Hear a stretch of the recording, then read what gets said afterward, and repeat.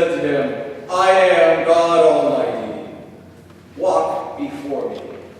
Be blameless.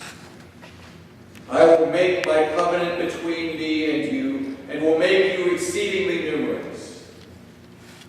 Then Abraham fell on his face, and God said to him, As for me, this is my covenant with you. No longer shall your name be Abraham, but you shall name Abraham. For I have made you the ancestor of a multitude of nations. I will make you exceedingly fruitful, and I will make nations of you, and kings shall come from you. I will establish my covenant between me and your offspring after you throughout their generations, for an everlasting covenant to be God to you, to your offspring after you. Then God said to Abraham, As for Sarah your wife, you shall not call her Sarai, but Sarah shall be her name. I will bless her.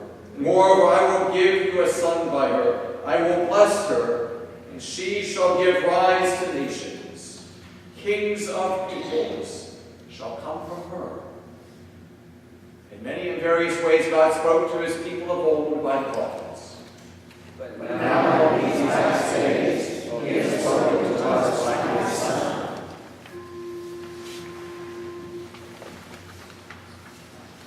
I would begin this evening with two stories that seem and are in many ways contradictory one to the other, but in some ways are actually related one to the other. There was, in a parish that I served back in Pittsburgh, there were two sisters, and the youngest was in the latter part of her 70s, and the older one was early part of her 80s. And they considered themselves to be shut in. And after some time of visiting them, it was clear that really they were not homebound. They had simply decided that they had gone to church long enough. and it sounds, at first it took a lot not to be able to just kind of, I can't believe I'm listening to this.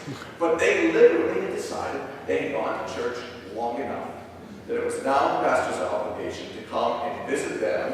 And it was always kind of tricky to kind of work in a time to visit them, to take a communion, because they were always out of that apartment. Because they weren't shut-in people. I mean, they had physical ailments, they had some issues that go along with age, but they were not homebound people in the way that you would consider homebound people to be. They had simply decided that they were done going to church, and now it was the church's obligation to find them at home. And I would contrast that with some of you who may remember Mary Miller. Mary Miller was a very great member of this parish for a number of years. In some ways, almost a pillar of this parish. And towards the end of her life, as her health was declining, she came to me one time and said, how she felt useless in the life of her church because her ability to do things had diminished. She equated value to her parish in her ability to physically do things. And it was I could not convince her, no matter what, as to how your life can move from the doing of one thing with your hands to perhaps even the doing of another thing with your heart. And to her dying day, she struggled to see how her value to the life of particularly this parish could be augmented by things such as her prayer life and a ministry of prayer that could engage the lives of the people of this place. Because in her mind, her value to church was found in what she could physically do.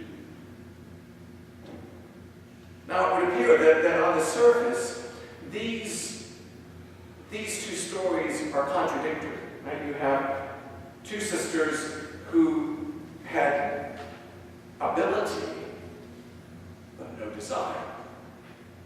You had one who had desire, but no ability. And yet, in some some ways, the parallel is that both of them saw their lives, as hard as this might be to think, both of them saw their lives in very narrow ways. Their lives were equated with physical ability, to one degree or the other. What I was either willing to do or what I was incapable of doing. That their lives were the sum of their physical abilities. One or two of them quit. One of them wanted to continue and was incapable. But the problem was that the totality of them and their understanding of their ministry was in their hands. Now, I couldn't have convinced those two sisters that their lives could be encased with a life of prayer for the sake of their parish community either, but for different reasons. And you lay this up against this story from the book of Genesis for today, where God says to Abraham, stand up. And before God says that, it makes a point of saying, Abraham is 99 years old. What does standing up look like for a 99-year-old? I mean, I'm going to be 49 in a month. I mean, a little ways away, but what does standing, what does that mean? What does that mean? What could that mean? And there's this story that God continues with Abraham to say, the story of your life is not yet complete. Now, I don't particularly buy into the notion that somehow God had messed up preserved Abraham, and so Abraham was skipping and jumping down the desert road there. But somehow, someway, God says to Abraham, stand up, for your life is not yet complete. There is more for you than what you see right now. It's a remarkable story.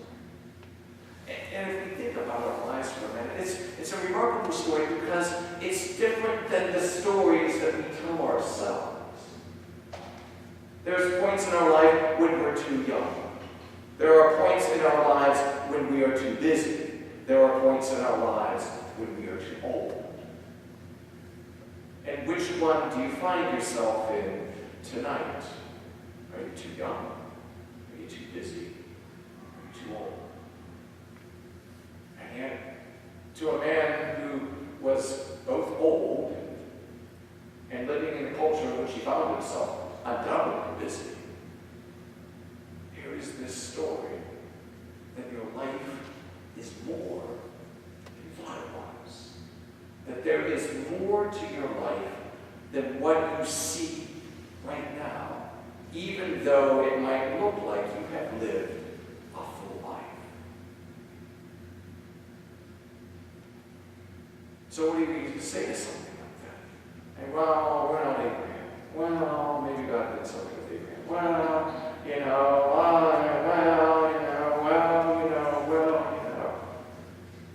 Or is it that we can say to ourselves, to our dying breath, if we are here, God is in one way or another saying to us, stand up. Stand up. Your life has purpose. Your life has meaning. Your life can do things for the sake of my world. You are not too young. You are not too busy. You are not too old to find that God calls you to be his person in this place, in this world, in this time. Somebody recently said to me when we were talking about ministry, and we all hold up images of ministry, and we our minds go to people, Mother Teresa, people such as that, and names that we can hold up. We can think of places where there is great need for ministry.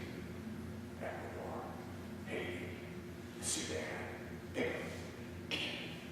and so, well, if we all went to India, if we all went to Haiti, if we all went to places, well, then where would they even put us? Don't you see? The story, ministry, God is not calling us to be Mother Teresa, Dietrich Bonhoeffer, or Haiti, or Ecuador, or any of those places. God, as he says to Abraham, is to wherever you are, stand up, be my person.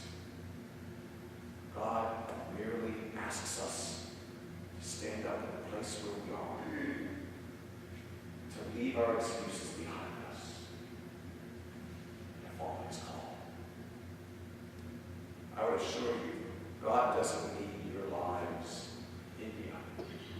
God needs your lives in your town, Newport News, Hampton, in your neighborhood, in your family, and down your street.